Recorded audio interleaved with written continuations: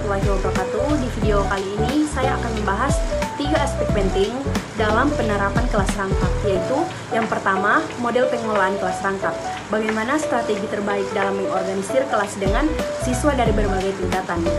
Dan yang kedua, kajian pengorganisasian pembelajaran kelas rangkap. Bagaimana pembelajaran kelas rangkap dapat dirancang agar lebih efektif dan efisien. Selanjutnya, pembahasan yang terakhir, lingkungan sebagai sumber belajar. Bagaimana kita dapat memanfaatkan lingkungan sekitar sebagai media pembelajaran yang menarik dan bermakna.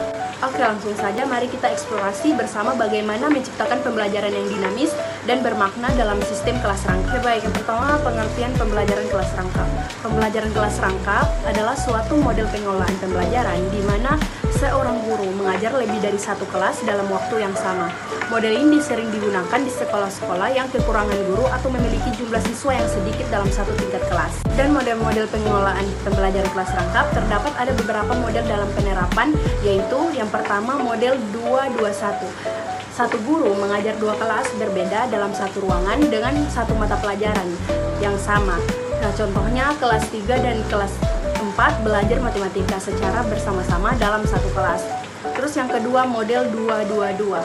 Satu guru mengajar 2 kelas berbeda dalam satu ruangan dengan 2 mata pelajaran yang berbeda. Contohnya, guru mengajar kelas 3 tentang matematika, sementara di kelas 4 belajar IPA secara mandiri. Dan kemudian yang terakhir, model 3-3-3. Satu guru mengajar 3 kelas berbeda dalam satu ruangan dengan 3 mata pelajaran yang berbeda. Contohnya, kelas 1 belajar membaca, kelas 2 belajar menulis, dan kelas 3 belajar berhitung, di mana satu guru memberikan instruksi secara bergantian.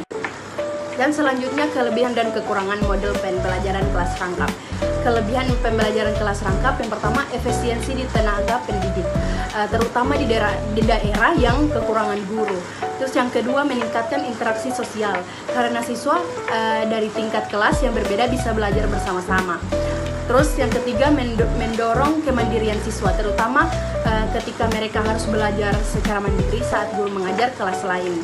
Adapun kekurangannya, yang pertama, tantangan dalam manajemen kelas, karena guru harus mengelola beberapa tingkat kelas dalam satu waktu. Dan yang kedua, perbedaan kecepatan belajar, sehingga sulit memastikan semua siswa memahami materi dengan baik. Dan yang ketiga, beban kerja tinggi bagi guru, karena harus menyiapkan beberapa materi pembelajaran sekaligus. Adapun kekurangannya, yang pertama, tantangan dalam manajemen kelas, karena guru harus mengelola beberapa tingkat kelas dalam satu waktu. Selanjutnya, pengorganisasian pembelajaran kelas rangkap. Pengorganisasian pembelajaran kelas rangkap adalah cara mengatur strategi pembelajaran agar proses belajar mengajar tetap efektif meskipun terdapat beberapa kelas dalam satu ruangan. Berikut aspek-aspek pengorganisasian pembelajaran kelas rangkap. Yang pertama, perencanaan pembelajaran, menentukan materi dan metode yang sesuai untuk masing-masing kelas. Dan yang kedua, pengelolaan waktu, membagi waktu agar semua kelas mendapat perhatian yang cukup. Dan yang ketiga, penggunaan media pembelajaran, memanfaatkan alat bantu seperti buku, gambar, atau teknologi untuk mendukung pembelajaran mandiri. Dan yang terakhir, evaluasi pembelajaran, melakukan asesmen untuk mengetahui sejauh mana siswa memahami materi. Adapun tantangan dan solusi dalam pengorganisasian pembelajaran kelas rangkap. Tantangannya itu adalah kesulitan dalam mengordinasikan pembelajaran untuk beberapa tingkat kelas. Nah, solusinya, guru dapat menggunakan metode pembelajaran berbasis proyek atau diskusi kelompok agar siswa lebih aktif. Selanjutnya, lingkungan sebagai sumber belajar. Adapun jenis-jenis sumber belajar dari lingkungan, yang pertama, lingkungan fisik, seperti perpustakaan, kebun sekolah, atau laboratorium. Dan yang kedua, lingkungan sosial, seperti masyarakat sekitar, tokoh masyarakat, atau teman sebaya. Dan yang ketiga, lingkungan budaya, seperti tradisi lokal, seni, atau adat istiadat yang menggunakan sebagai bahan pembelajaran. Selanjutnya, lingkungan sebagai sumber belajar. Adapun jenis-jenis sumber belajar. Dan yang terakhir, syarat lingkungan yang baik sebagai sumber belajar. Pertama, relevan dengan materi pembelajaran. Yang kedua, aman dan mudah diakses oleh siswa.